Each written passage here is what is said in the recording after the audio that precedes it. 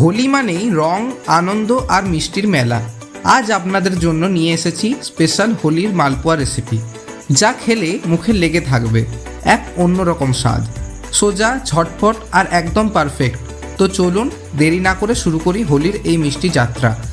ভিডিওটি সম্পূর্ণ দেখুন আর নিজের হোলিকে করুন আরও রঙিন আর মিষ্টি মাখা। মালপোয়া বানানোর জন্য সর্বপ্রথম 1 কাপ সুজি নেবেন। এবার সুজির সমপরিমাণ ময়দা নেবেন। আমি 1 কাপ সুজি নিয়েছিলাম, তাই এতে আমি 1 কাপ ময়দা নিয়ে নেব।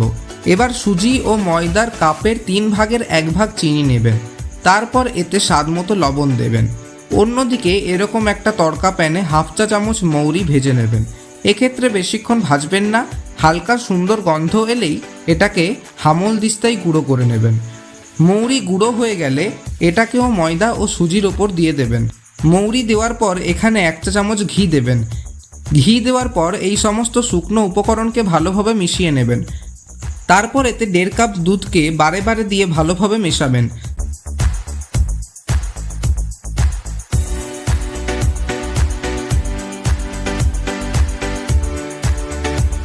মেশানো হয়ে গেলে এটাকে 1 ঘন্টা রেস্টে রেখে দিবেন।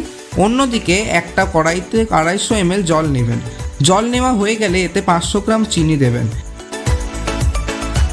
এবং তারই সাথে 3টে এলাচকে এটার মধ্যে দিয়ে দেবেন।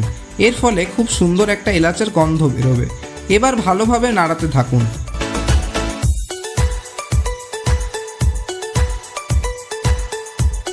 এখন প্রশ্ন, কি করে বুঝবেন এই চিনির সিরাপটা রেডি হয়েছে কিনা?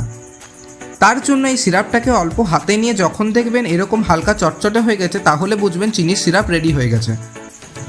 এবার 1 ঘন্টা পর করে রাখা ব্যাটারটাকে দেখুন, একদমই পারফেক্টভাবে রেডি হয়ে গেছে।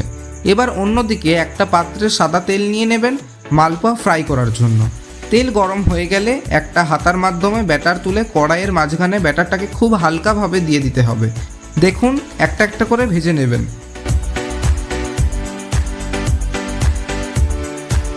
এবার করে রাখা চিনির সিরাপে একটা একটা করে মালপোয়া দিয়ে দিন। তারপর 10 থেকে 15 মিনিট সিরাপে রেখে দিন। 15 মিনিট পর মালপোয়া রেডি। রেসিপিটি ভালো লাগলে অবশ্যই লাইক, শেয়ার ও সাবস্ক্রাইব করবেন এবং পাশের বেল আইকনটি ক্লিক করতে ভুলবেন না,